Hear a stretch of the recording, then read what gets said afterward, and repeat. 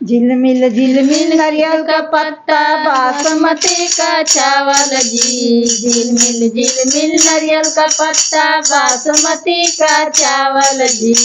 एक को चावल छोड़बा समधी काटब दोनों गाल जी। एक को चावल छोड़बा समधी काटब दोनों गाल जी। घर जइबा त बहिना पूछे कहाँ कटौला गाल जी। घर जइबा त बहिना पूछे कहाँ कटौला गाल जी। गाजीपुर में चावल छोड़नी वहाँ कटौनी गाल जी। गाजीपुर में चावल छोड़नी वहाँ कटौनी गाल जी।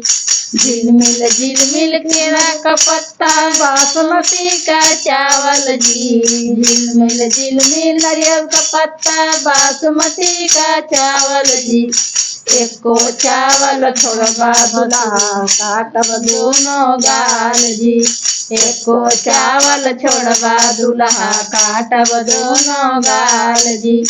घरे जइबा माई पूछे कहाँ कटौला गाल जी। घरे जइबा अम्मा पूछे कहाँ कटौला गाल जी। गाजीपुर में चावल छोड़नी वहाँ कटौनी गाल जी। गाजीपुर में चावल छोड़नी वहाँ कटौनी गाल जी। झिलमिल झिलमिल नारियल का पत्ता बासमती का चावल जी। झिलमिल झिलमिल नारियल का पत्ता बासमती का चावल जी। एक को चावल भुइया एक को चावल छोड़बा भसुरु काटब दोनों गाल जी। एक को चावल छोड़बा भसुरु काटब दोनों गाल जी। घर जइबा त बहिना पूछे कहाँ कटौला गाल जी। घर जइबा त बहिना पूछे कहाँ कटौला गाल जी। गाजीपुर में चावल छोड़नी वहाँ कटौनी गाल जी। गाजीपुर में चावल छोड़नी वहाँ कटौनी गाल जी। झिलमिल झिलमिल नारियल का पत्ता बासमती का चावल जी। झिलमिल झिलमिल नारियल का पत्ता बासमती का चावल जी। एक को चावल छोड़बा भसुरु काटब दोनों गाल जी। एक को चावल छोड़बा दिया काटब दोनों गाल जी।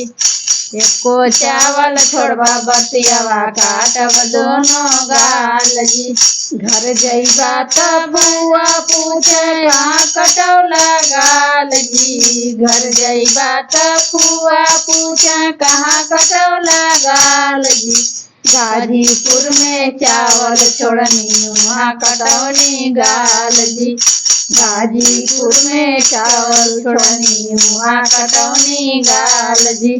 झिलमिल झिलमिल नारियल का पत्ता बासमती का चावल जी। झिलमिल झिलमिल नारियल का पत्ता बासमती का चावल जी। एक को चावल छोड़बा करू काटब दोनों गाल जी। एक को चावल छोड़बा करू काटब दोनों गाल जी। घर जइबा त माई पूछे कहाँ कटौला गाल जी। घर जइबा त माई पूछे कहाँ कटौला गाल जी। गाजीपुर में चावल छोड़नी वहाँ कटौनी गाल जी। गाजीपुर में चावल छोड़नी वहाँ कटौनी गाल जी। झिलमिल झिलमिल नारियल का पत्ता बासमती का चावल जी। झिलमिल झिलमिल नारियल का पत्ता बासमती का चावल जी। एक को चावल छोड़बा देखना रू काटब तोहर गाल जी। एक को चावल छोड़बा देखना रू काटब तोहर गाल जी। घरे जइबा बहिना पूछे कहाँ कटौला गाल जी। घरे जइबा बहिना पूछे कहाँ कटौला गाल जी। गाजीपुर में चावल छोड़नी वहाँ कटौनी गाल जी। गाजीपुर में चावल छोड़नी वहाँ कटौनी गाल जी।